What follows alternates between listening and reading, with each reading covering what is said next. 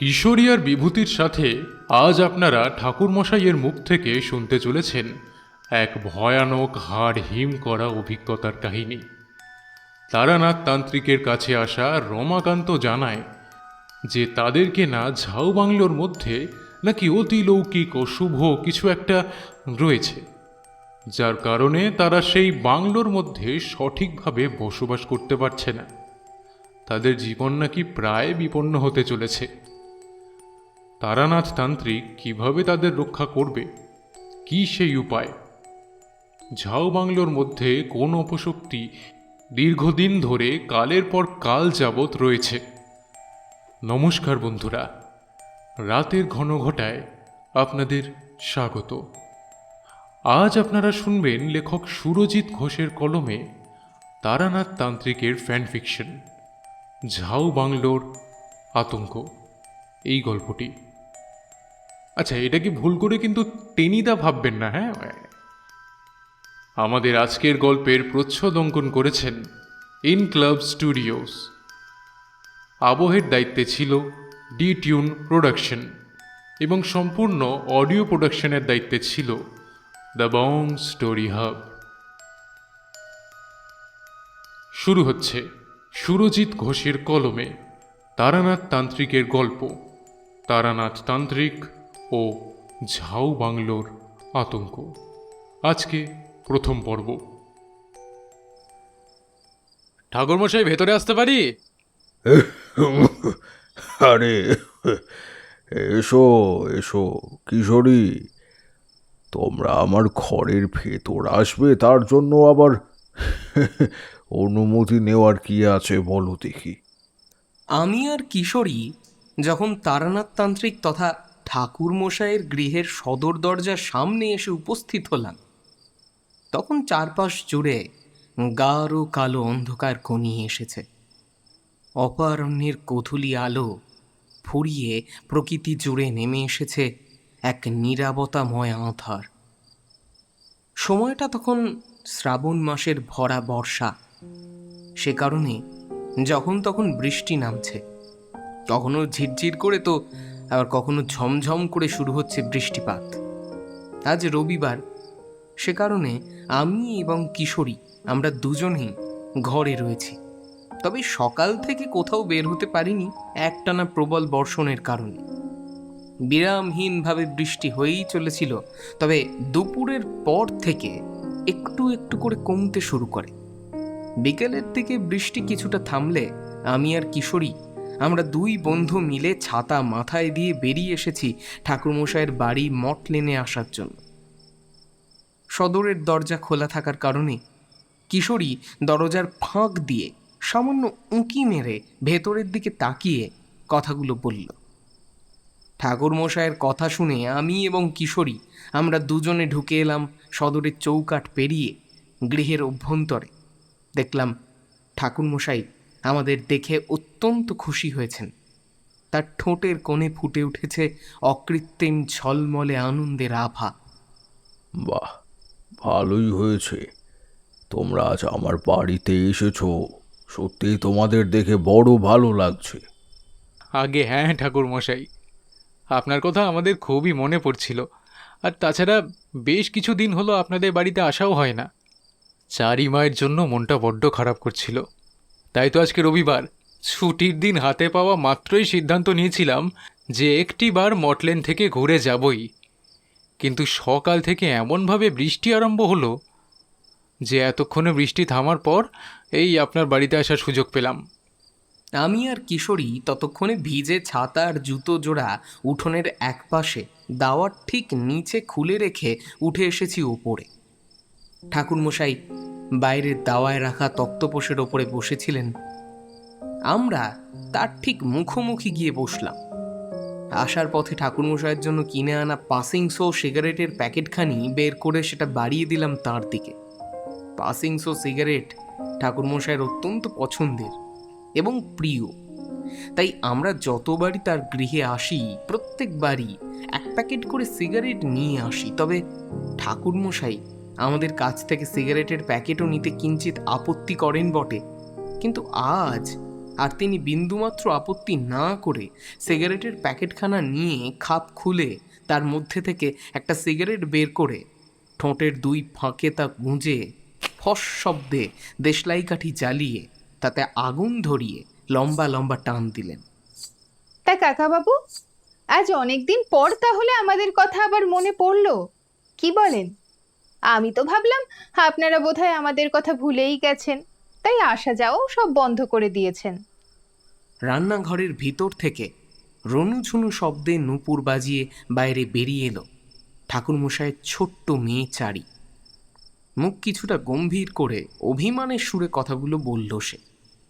ছোট্ট মেয়েটার মিষ্টি মুখটা এমন অভিমানের কারণে কিরকম যেন লাল হয়ে রয়েছে। তার মাথার লম্বা কেশরাশি দুই দিকে বিনুনি করে বাঁধা, টানা টানা পদ্মফুলের পাপড়ির মতন দুই চোখের ওপরে ঠিক মাঝে বরাবর একটা ছোট্ট কালো টিপ। পরনে তার ডোরাকাটা ছাপা শাড়ি, কোমরের আঁচলে ভিজে হাত মুছতে মুছতে তক্তপোষের নিকটে এগিয়ে এসে আমাদের উদ্দেশ্যে সে বলল কথাগুলো। চারি রমণধারা অভিমানী মুখের দিকে তাকিয়ে কিশোরী এবার কিছুটা কাতরভাবে বলল, আহা চারিমা, তুমি আমাদের ওপর অযথা রাগ করো না। আসলে কি বলো তো, এই কয়েকদিন কাজের এমন চাপ ছিল যে অবসর সময়ের এতটুকু ফুরসত পাইনি। সেই জন্যই তো তোমাদের বাড়ি আসাও হয়নি। আর তার মানে আমরা যে তোমাদের ভুলে গেছি তেমনটা কিন্তু একেবারেই নয়। কিশোরীর কথা শেষ হতে না হতেই আমি বললাম, বুঝলে ভায়া কিশোরী, এখানে তো এসে দেখছি একজন আমাদের ওপরে সাংঘাতিক রকমের রাগ করে রয়েছে। কিন্তু দেখো, আসার সময় তার কথা ভেবে আমরা কতগুলো কিন্তু উপহারও কিনে আনলাম। যাকে এখন কি সেই সবের কি হবে বলো দেখি। উপহার এনেছেন? কই দেখি দেখি, কি উপহার? সমস্ত রাগ অভিমানের পর্ব এক মুহূর্তে ভুলে গিয়ে ছোট্ট বাচ্চা মেয়েটা রীতিমতো দৌড়ে এলো আমাদের দিকে। তার মুখ জুড়ে তখন শুধুই বিরাজ করছে অফুরন্ত আনন্দের জোয়ার। আমি আসার পথে চারির জন্য কিনে আনা চুল বাঁধার লাল ফিতে আর কয়েক গাছা কাঁচের চুড়ি বের করে তা তার হাতে দিয়ে বললাম, কি চারিমা, পছন্দ হয়েছে উপহার? সে আমার দিকে তাকিয়ে এক গাল মিষ্টি হাসি হেসে মহা আনন্দের সাথে বলল, ভীষণ পছন্দ হয়েছে কাকাবাবু, সত্যি এই উপহার আমার খুব ভালো লেগেছে। তা চারিমা, তুমি আমাদের ওপর রাগ করে নেই তো? কিশোরীর এই প্রশ্নে চারি মৃদু লজ্জিত হাসি হেসে ঈষৎ নিচু গলায় মাথা নত করে বলল, কি যে বলেন কাকাবাবু, আমি কি আপনাদের ওপর কখনো রাগ করতে পারি? আমি তো কেবল আপনাদের সাথে সামান্য একটু রসিকতা করছিলাম। আপনারা বসুন, আমি বরং আপনাদের জন্য একটু গরম গরম চা আর মুড়ি মাখা করে নিয়ে আসি। এত দূর অবধি বলে চারি পুনরায় চলে গেল রান্নাশালার পানে। আমি এবং কিশোরী আমরা দুজনে বেশ আরাম করে বসলাম। বাইরে ততক্ষণে আকাশের বুকে যে জমাট বাঁধা কালো মেঘটা ক্রমশ একটু একটু করে বিধ্বংসী রূপ নিচ্ছিল, তা এবার গর্জনের সাথে ঝাঁপিয়ে পড়ল। প্রথমে শোঁ শোঁ শব্দে জোরালো বাতাস বয়ে তারপরে তুমুল বৃষ্টি আরম্ভ হল। বৃষ্টির ঝাঁটে চারপাশের অন্ধকারাচ্ছন্ন প্রকৃতি পুরোপুরি ঝাপসা হয়ে গেল। বাইরের জগতের কোনো আওয়াজ আমাদের কানে এলো না, কেবলমাত্র একটানা বৃষ্টিপাতের শব্দ ব্যতীত। ইতিমধ্যেই ঠাকুরমশাইয়ের বাড়ির উঠোনসহ সমগ্র মঠ লেনের রাস্তাঘাটে প্রায় গোড়ালি পর্যন্ত জল জমে গিয়েছে। সেই জমা জলের স্তর ক্রমশ বাড়তে লাগলো একটু একটু করে। ঠাকুরমশাই তার হাতের মধ্যে ধরে থাকা সিগারেটের অবশিষ্ট অংশটুকু ছুঁড়ে ফেললেন উঠোনের জমা জলের মাঝে। তিমিরাচ্ছন্ন পরিবেশের মধ্যে মাঝে মধ্যেই বজ্রপাতের সাদাটে আলোর ছটায় পরিপূর্ণ হতে লাগল। কিশোরীটা চিরকালই বরাবর বড় অধৈর্য প্রকৃতির মানুষ। তার শরীরে একেবারেই ধৈর্য শক্তি বলে কোনো জিনিস নেই। সে বেশ খানিকটা উসখুস করে আবদারের ভঙ্গিতে ঠাকুরমশাইয়ের উদ্দেশ্যে এবার বলল, ঠাকুরমশাই, আজ যখন আপনার বাড়িতে এসেছি তখন একটা বেশ ভালো জমজমাট ভয়ের গল্প না বললে বিষয়টা কিন্তু ভালো হবে না। কিশোরীর কথা শুনে আমার বুকের ভেতরটা কেমন যেন মোচড় দিয়ে উঠল। আমি মনে মনে ধারণা করলাম যে ঠাকুরমশাই এবার বড়ই ক্রোধিত হবেন।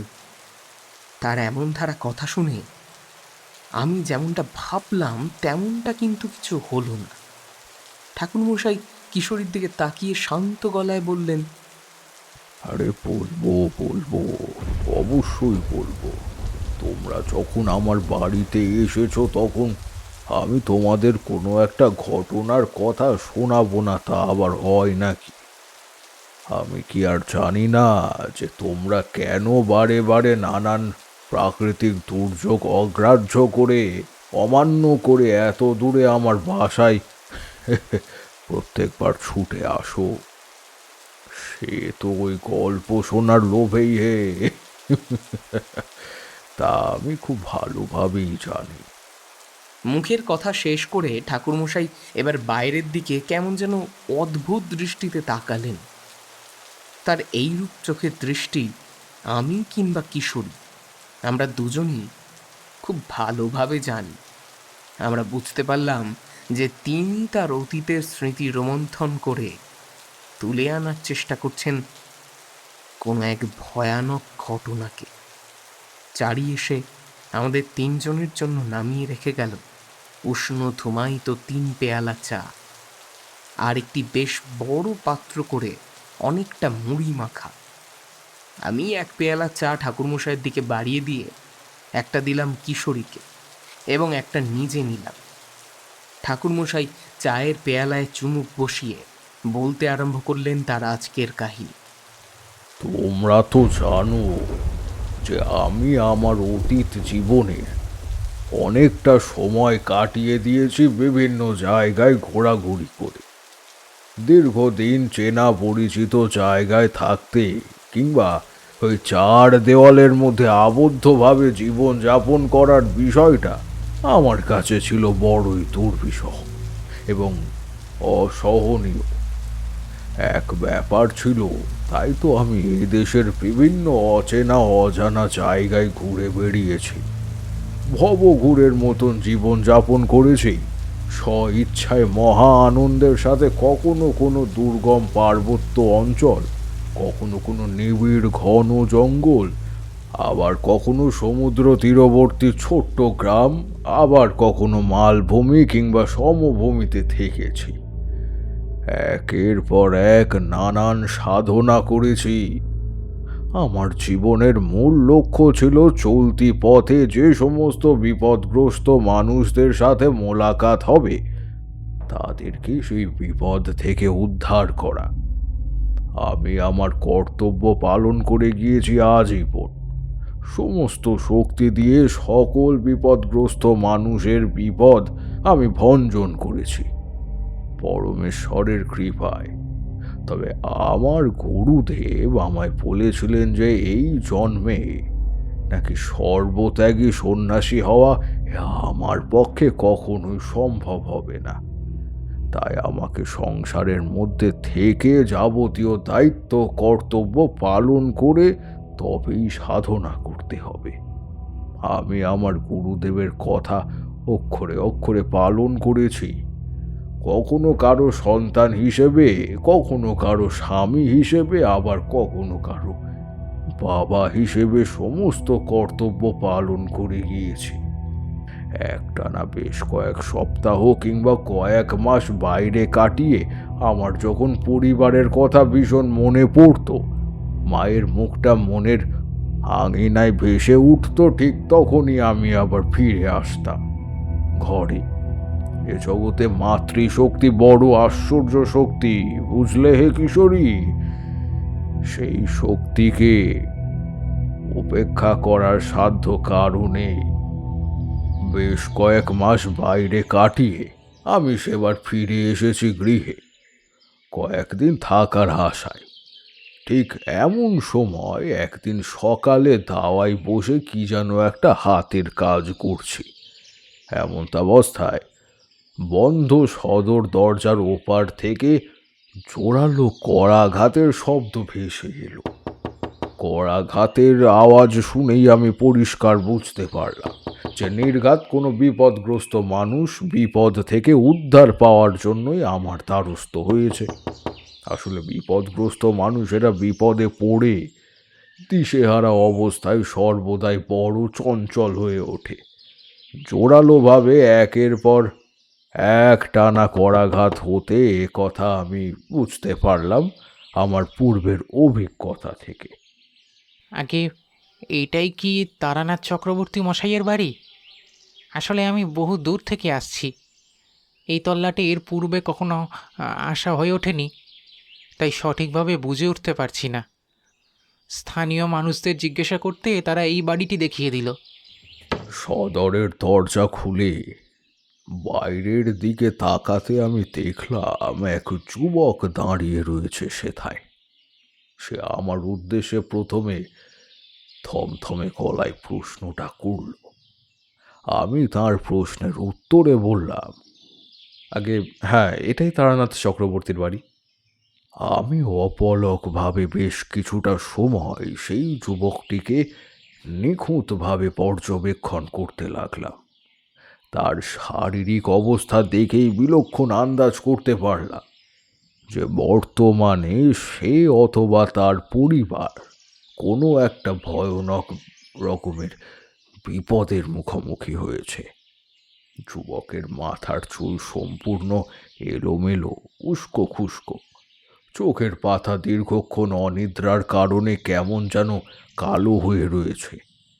তার দুই চোখ ঢুলু ঢুলু ভাবখানা এমন যেন ঘুমে দু চোখ বুজে আসতে চাইছে, কিন্তু কোনো এক অপরিসীম আতঙ্ক থেকে কিছুতেই দু চোখের পাতা এক করতে দিচ্ছে না।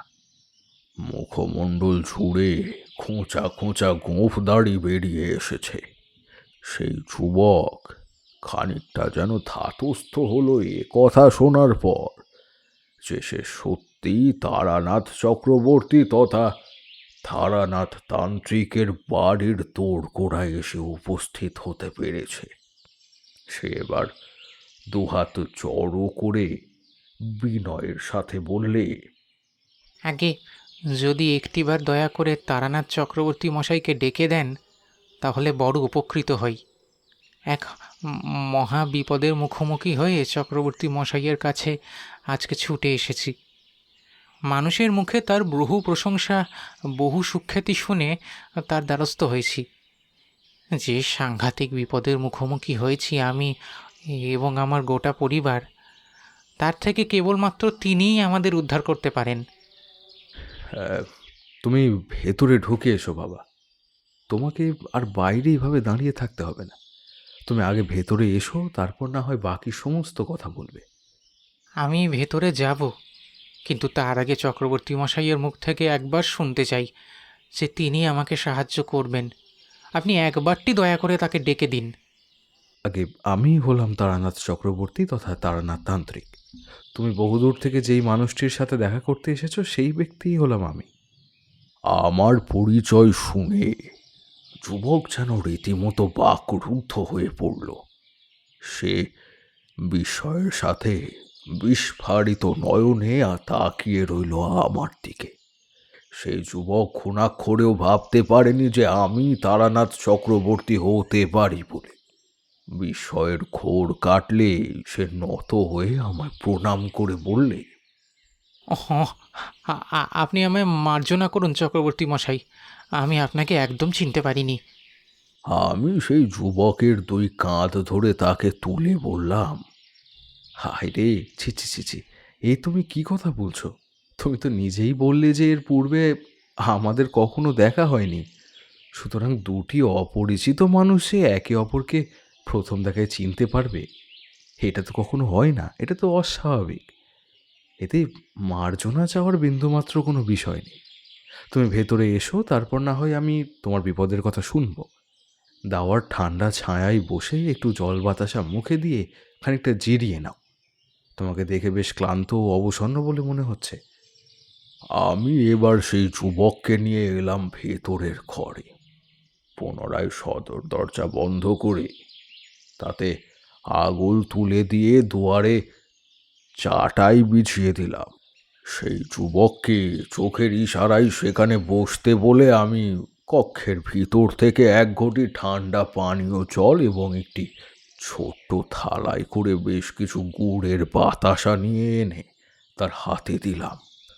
কয়েকটা গুড়ের বাতাসা মুখের ভেতর পুড়ে তার চিবিয়ে ঘটির সবটুকু জল ঢকঢক করে গলাধঃকরণ করলো সেই যুবক। তারপর ভীষণ তৃপ্তিতে দু চোখ বন্ধ করে জোরে জোরে কিছুটা নিঃশ্বাস নিল। আমি এবার তার উদ্দেশ্যে সর্বপ্রথম ও সবচেয়ে প্রাথমিক প্রশ্নটি করলাম। তা বাবা, তোমার নাম কি? তোমার পরিচয় কি? কোথা থেকে এসেছো তুমি? আগে চক্রবর্তী মশাই, আমার নাম রমাকান্ত চৌধুরী। আমাদের আদি বাড়ি হলো রতনপুর নামের একটা গ্রামে। তবে রতনপুর থেকে আমরা বেশ কিছুদিন হলো আমাদের নতুন বাড়ি অর্থাৎ ঝাউ বাংলোয় এসে উঠেছি। আপনাকে সবটা আগাগোড়া খোলসা করে খুলে বলি, তা না হলে হয়তো আপনার বুঝতে অসুবিধা হবে। আমার পরিবার বলতে রয়েছি আমি, আমার মা বাবা এবং আমার স্ত্রী মধুবনী। মধুবনীর সাথে আমার বিবাহ হয়েছে এই মাত্র 15 দিন পূর্বে। কর্মসূত্রে আমাকে গ্রাম ছেড়ে পরিবার নিয়ে শহরে আসতে হয়। শহরে একেবারে দক্ষিণে ঝাউ বাংলো নামে একটা বিশাল বড় বাংলোয় বাড়ি। স্বাভাবিকের তুলনায় বেশ বড়। কম দামে পেয়ে আমি কিনে নিই। কিন্তু তখন কি আর জানতাম যে এই বাড়িতে বসবাস করতে এসে কি সাংঘাতিক বিপদের মুখোমুখি হব আমরা। আজ 3 দিন হলো আমরা গ্রামের বাড়ি ছেড়ে এখানে এসে উঠেছি। আর তারপর থেকেই শুরু হয়েছে সমস্ত অঘটন।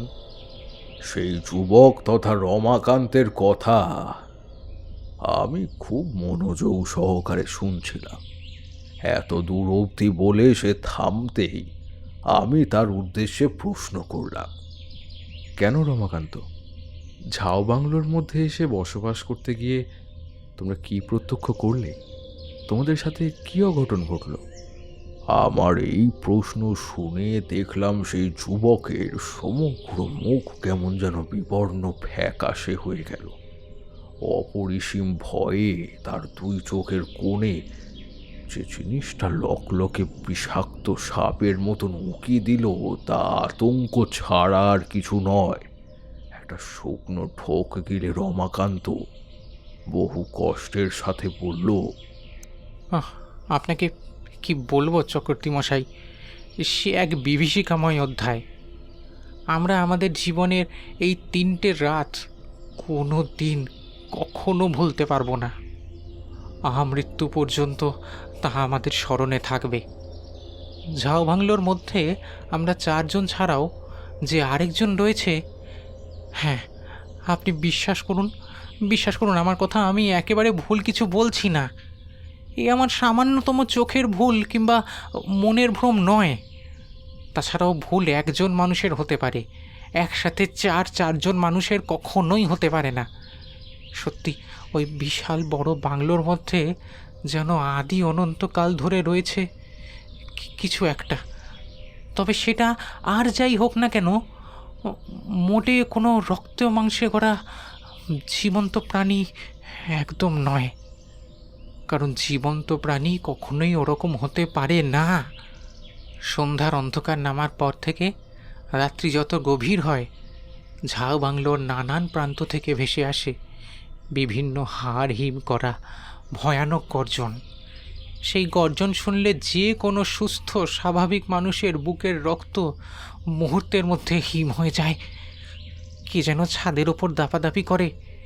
বিশাল বড় বড় আম গাছগুলোর মাথায় মর্মর শব্দ করে ডালপালা ধরে দোল খায়। রক্তবর্ণের মতো লাল লাল 2 চোখ তাকিয়ে থাকে আমাদের দিকে। সে নজর রাখে আমাদের প্রতিটা কার্যকলাপ, যেন অপেক্ষা করে আমাদের ওপর ঝাঁপিয়ে পড়ার সুযোগের। সন্ধ্যের পর থেকে আমরা ঘরের বাইরে বের হতে পারি না ঠাকুরমশাই। দরজা জানলা আঁটোসাঁটোভাবে বন্ধ করে চুপটি করে বসে থাকি 4 জন মিলে। বাইরে ঝোড়ো হাওয়া ওঠে, সেই দামাল হাওয়ার সাথে যেন সারা রাত ব্যাপী চিৎকার করে, গর্জন করে, দাপাদাপি করে, আমাদের বন্ধ দরজার ওপরে ধাক্কা মারে আসুরিক শক্তিতে। সারা রাত দুই চোখের পাতা এক করা যায় না, কেবলমাত্র ঠক ঠক করে মৃত্যু ভয়ে কাঁপি। সীমাহীন ভয় বৃহৎ ময়াল সাপের মতো একটু একটু করে জড়িয়ে ধরে আমাদের। মনের মধ্যে প্রশ্ন জাগে, যদি সেগুন কাঠের দরজাটা হুড়মুড় করে একবার ভেঙে পড়ে তাহলে আর রক্ষে নেই। আমাদের সকলের মৃত্যু অনিবার্য। নেহাত পুরনো দিনের প্রকৃত কাঠের দরজা, তাই জন্যই এখনও সে সমস্ত আঘাত সেটা সহ্য করে নিয়েছে। কিন্তু এভাবে আর কত রাত, হ্যাঁ, কত রাত যে আমরা এরকম বিপুল পরিমাণে সেই ধাক্কা সামলাতে ওই দরজা পারবে তাহা বলতে পারি না। আপনি বলুন, এরকমভাবে কি বেঁচে থাকা যায় কখনো? হ্যাঁ, এরকম এক সংকটময় পরিস্থিতিতে কী যে করব, কী যে করা উচিত তা ভেবে পাচ্ছি না। বুঝতেই তো পারছেন চক্রবর্তী মশাই, জীবনের অনেকটা সঞ্চয় খরচ করে ওই বিশাল বড় বাংলোর বাড়িটা কিনেছি। সেই অর্থ আমাদের মতো মধ্যবিত্ত, অন্তত সাধারণ এক পরিবারের কাছে অপরিসীম, গুরুত্বপূর্ণ। এখন যদি ওই বাংলো বাড়িটা আমাদের ছেড়ে চলে আসতে হয় তাহলে যে আমরা সর্বশান্ত আবার বাংলোতে যে সুখে শান্তিতে পরিবার নিয়ে বসবাস করব সেই উপায়ও তো নেই। অনেক সন্ধান করার পর আপনার ঠিকানাটা পাই এবং পরিচয় জেনে এক মুহূর্ত কাল বিলম্ব না করে শেষ রাতের অন্ধকার থাকাকালীন বেরিয়ে এসেছি। আপনাকে সমস্ত কথা বলে এ হেন বিপদ থেকে উদ্ধারে কোনো একটা উপায় যদি বের করা সম্ভব হয়। চক্রবর্তী মশাই, এখন আপনিই আমাদের একমাত্র অন্তিম ভরসা। আপনি দয়া করে কিছু একটা করুন। যেভাবেই হোক না কেন ওই ঝাউ বাংলোর মধ্যে যে অশুভ জিনিসটা রয়েছে তার একটা ব্যবস্থা আপনাকে করতেই হবে। কিছু একটা করুন। রমাকান্তের মুখ থেকে সমস্ত কথা শুনতে শুনতে আমার চোয়াল ক্রমে কঠিন হয়ে উঠল।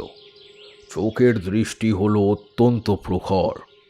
আমি রমাকান্তের উদ্দেশ্যে জিজ্ঞাসা করলাম, আচ্ছা রমাকান্ত, এই যে তোমরা তোমাদের নতুন কেনা ওই ঝাউ বাংলোর মধ্যে গিয়ে থাকাকালীন উপলব্ধি করতে পেরেছো যে সেখানে কিছু একটা রয়েছে যেটা মোটেও স্বাভাবিক নয়, এই জিনিসটা তোমরা কখন এবং কোন সময় বুঝতে পারো? সন্ধ্যের অন্ধকার নামার পর থেকে। রাত্রি ক্রমশ যত গভীর হয় ততই আমরা বুঝতে পারি যে চারপাশ অদ্ভুত রকমের বদলে যেতে শুরু করেছে।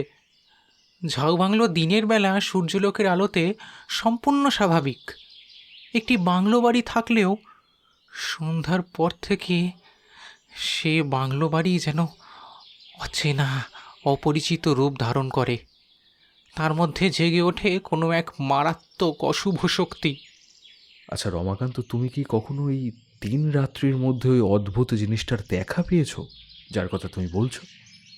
আগে না চক্রবর্তী মশাই, আমি কখনো তার দেখা পাইনি, কিন্তু আমার স্ত্রী হ্যাঁ তার দেখা পেয়েছে। পরশুদিন রাতে সে একবার বাংলো বাড়ির পিছনের জানলার দিকে তাকিয়েছিল বিশাল বড় আম গাছটার পানে, আর তাতেই সে কি যেন একটা দেখে আর্তচিৎকার করে জ্ঞান হারায়। বহু কষ্টে চোখে মুখে জলের ছিটা দিয়ে যখন তার জ্ঞান ফিরে আসে তখন তার কাছ থেকে জানা যায় যে সেই গাছের মগডালে চাঁদের আলোয় মধুবনী স্পষ্ট দেখেছে বাঁদর জাতীয় কিছু একটা বসে আছে সেখানে। তবে সেটা কিন্তু বাঁদর নয়, দেহের গঠন খানিকটা বাঁদরের মতন হলেও আকারে সে বিশাল বড়। প্রায় 2টি পূর্ণবয়স্ক পুরুষ মানুষকে একসাথে মেশালে ঠিক যেরকমটা আকৃতি বিশিষ্ট চেহারা হতে পারে তার চেহারাও ঠিক সেই রকম। তার গোটা শরীর লম্বা লম্বা কালো কুচকুচে লোমে ঢাকা, তার বিশাল দেহ, অক্ষিকোটর থেকে বেরিয়ে আসা টকটকে লাল উজ্জ্বল আলোর মতো জ্যোতি। সেই রকম জীবের সাথে আমাদের লৌকিক জগতের কোনো জীবের সামান্যতম সাদৃশ্য নেই। আচ্ছা, বেশ, ঠিক আছে রমাকান্ত, তোমার মুখ থেকে সমস্ত কিছু শুনলাম। এবার আমাকে গোটা বিষয়টা নিজের চোখে সেখানে উপস্থিত থেকে প্রত্যক্ষ করতে হবে। তবে আমি বুঝতে পারবো সমস্যাটা আসলে ঠিক কী এবং এর সমাধানের প্রকৃত উপায়। তার মানে তার মানে চক্রবর্তী মশাই, আপনি যাবেন আমার সাথে? হ্যাঁ, অবশ্যই যাব, আমাকে যে যেতেই হবে সেখানে। ওহ, আপনাকে আপনাকে অসংখ্য ধন্যবাদ জানাই চক্রবর্তী মশাই। আপনি আমার বিপদের কথা শুনে এভাবে যে সাহায্য করার জন্য রাজি হয়েছেন, তাতে আমি আপনার কাছে চিরকৃতজ্ঞ, চিরকৃতজ্ঞ। আমাকে ধন্যবাদ জানানোর কিংবা আমার কাছে কৃতজ্ঞতা স্বীকার করার কোনো কারণ নেই। আমি যা করছি সেটা করা আমার কর্তব্য। যে কোনো বিপদগ্রস্ত মানুষকে বিপদ থেকে উদ্ধার করাই আমার কাজ, আর আমি শুধু আমার সেই কাজটুকুই করছি, এছাড়া আর কিছুই না। তুমি এখানে একটু বসো হে, আমি একবার ঘরের ভেতর থেকে ঘুরে আসি। বিদায়ের কথা পরিবারের মানুষদের জানিয়ে এবং এবং ছোলার মধ্যে কিছু নিত্য প্রয়োজনীয় জিনিস টুকিটাকি এগুলো গুছিয়ে নিয়ে আসছি। তারপর আমরা দুজনে মিলে একসাথে রওনা দেব তোমাদের ওই ঝাও বাংলোর উদ্দেশ্যে। কেমন? একটানা এতক্ষণ ধরে গল্প বলার পর ঠাকুরমশাই এবার একটু থামলেন। বাইরের দিকে চোখ যেতেই দেখলাম ঝমঝম করে মুষলধারে বৃষ্টি হচ্ছে। বৃষ্টির অবস্থা দেখে পরিষ্কার বোঝা যায় যে এই বৃষ্টি এখন কিছুতেই থামবে না। মাঝে মধ্যেই কান ফাটানো শব্দে মুহুর্মুহু বাজ পড়ছে। বিদ্যুতের সাদাটে আলোর ঝলকানিতে ভরে যাচ্ছে দিক বিদিক। ঠাকুরমশাইয়ের দুই চোখের মধ্যে একটা চাঞ্চল্য ভাব লক্ষ্য করলাম। তার সমগ্র শরীর জুড়ে যেন এক ভীষণ অস্থিরতা ছড়িয়ে পড়েছে। আমি কিংবা কিশোরী, আমরা দুজনেই ঠাকুরমশাইয়ের এই লক্ষণ খুব ভালোভাবে জানি। আমরা বুঝতে পারলাম যে এবার তার একটু গড়গড়ার নলে টান দেওয়ার প্রয়োজন হয়ে পড়েছে।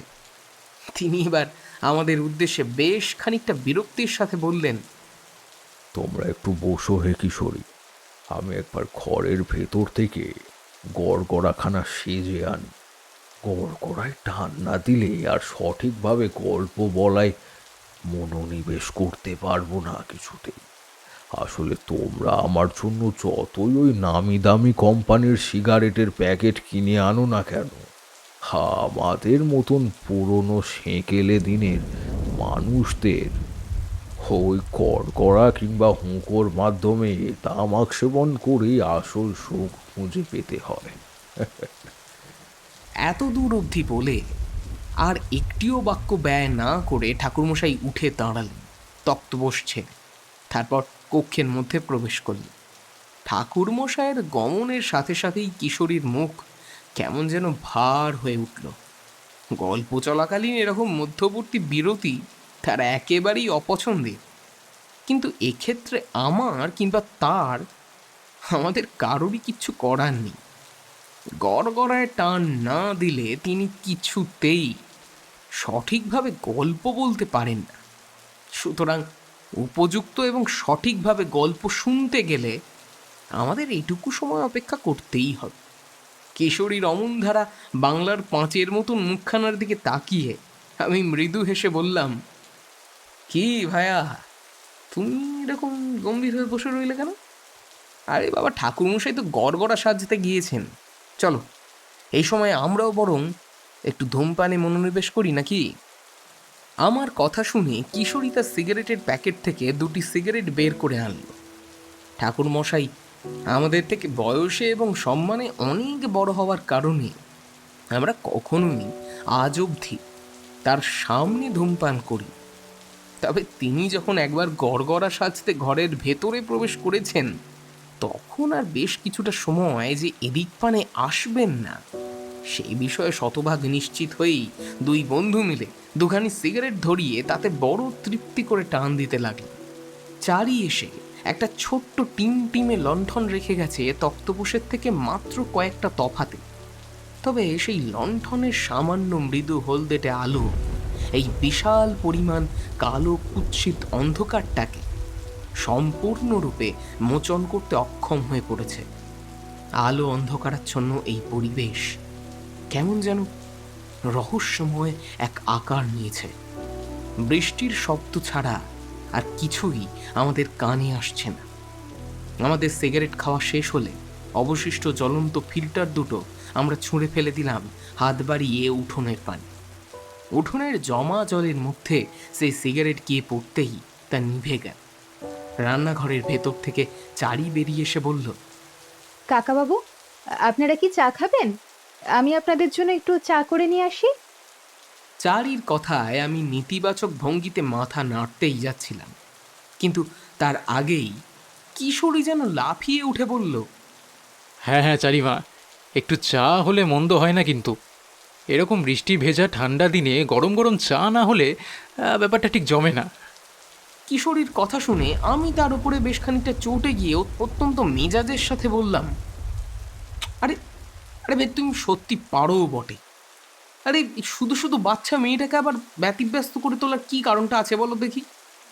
চারি আমার এই কথা শুনে মুখে সৌজন্যমূলক হাসি ফুটিয়ে কোমল মিষ্টি কণ্ঠে বলল, ছি ছি কাকাবাবু, এ আপনি কি বলছেন? আপনাদের জন্য চা করতে গেলে আমাকে ব্যস্ত হতে হবে কেন? আপনারা বসুন, আমি এক্ষুনি আপনাদের জন্য চা করে নিয়ে আসছি। চারি চলে যেতেই ঠাকুরমশাই বেরিয়ে এলেন কক্ষের ভেতর থেকে, জ্বলন্ত গড়গড়া হাতে নিয়ে, নেশাতুর লাল চোখে।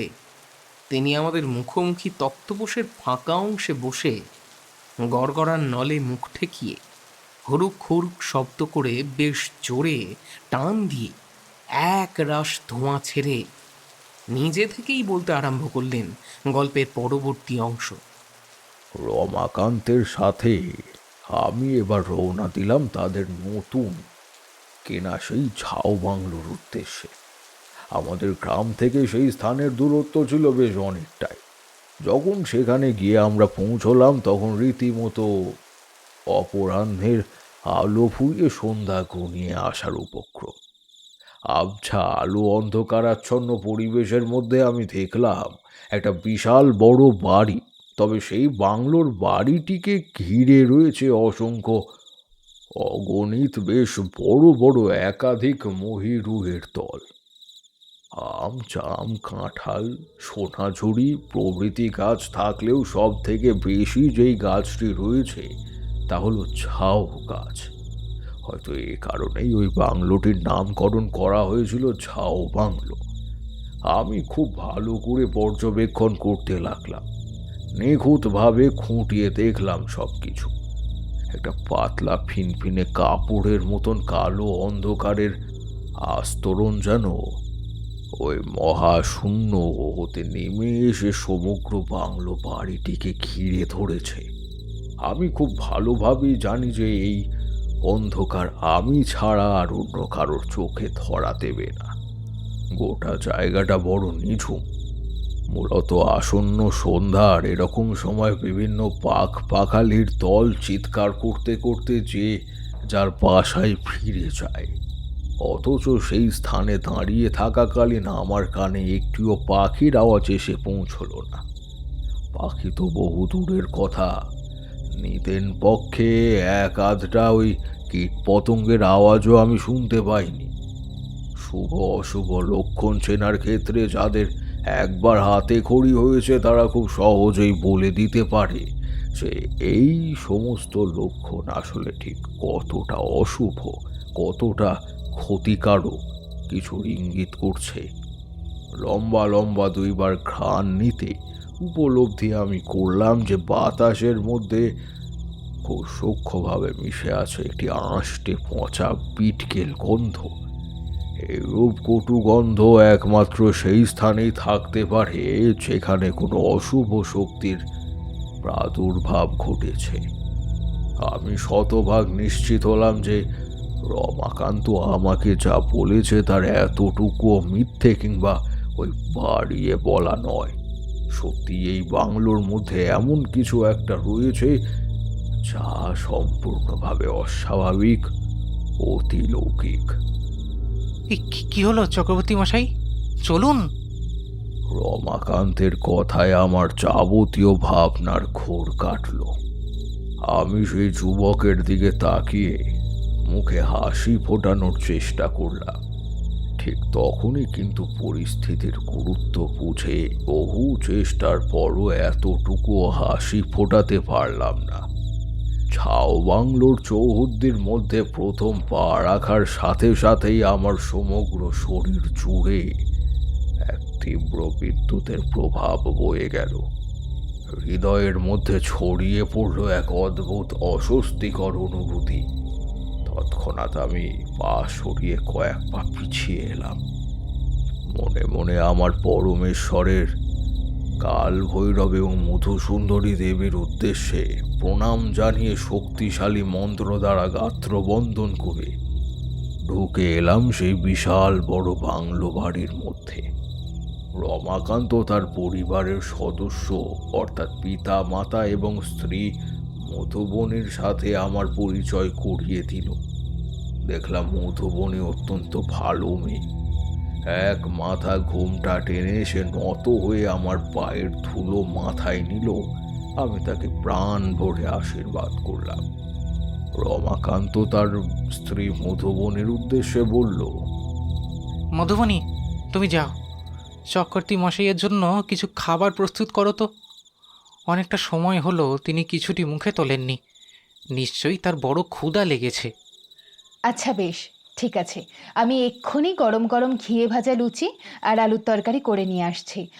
ততক্ষণ তুমি বরং ঠাকুরমশাইকে নিয়ে আমাদের কল ঘরের দিকে যাও। ঠাকুরমশাই, আপনি একটু চোখে মুখে জল দিয়ে পরিষ্কার হয়ে নিন। আর মাত্র কিছুটা সময়ই আছে আমাদের হাতে বাইরের যাবতীয় কাজকর্ম মেটানোর জন্য। তারপরেই কিন্তু ঘরের মধ্যে ঢুকে পড়তে হবে, না হলে সর্বনাশ ঘটে যাবে। এই কথা বলে মধুবনী সেই স্থান ছেড়ে অন্যত্র চলেই যাচ্ছিল, কিন্তু আমি তাকে বাধা দিয়ে বললাম, দাঁড়াও মধুবনী, আমার একেবারেই ক্ষুধা কিংবা তৃষ্ণা দুটোর কোনোটাই পাইনি। আমাকে নিয়ে অযথা অত চিন্তায় পড়ো না। পরিষ্কার হয়ে খাওয়া দাওয়া করার পূর্বেই আমার অত্যন্ত গুরুত্বপূর্ণ একটি কাজ রয়েছে, তা আগে করা ভীষণ দরকার। কেমন লাগলো আমাদের আজকের নিবেদন? ভালো লাগলে প্লিজ লাইক, শেয়ার ও সাবস্ক্রাইব করুন রাতের ঘন ঘটা চ্যানেলটিকে এবং বেল আইকনটি প্রেস করে রাখুন যাতে আমরা সবার আগে আপনার কাছে পৌঁছে যেতে পারি।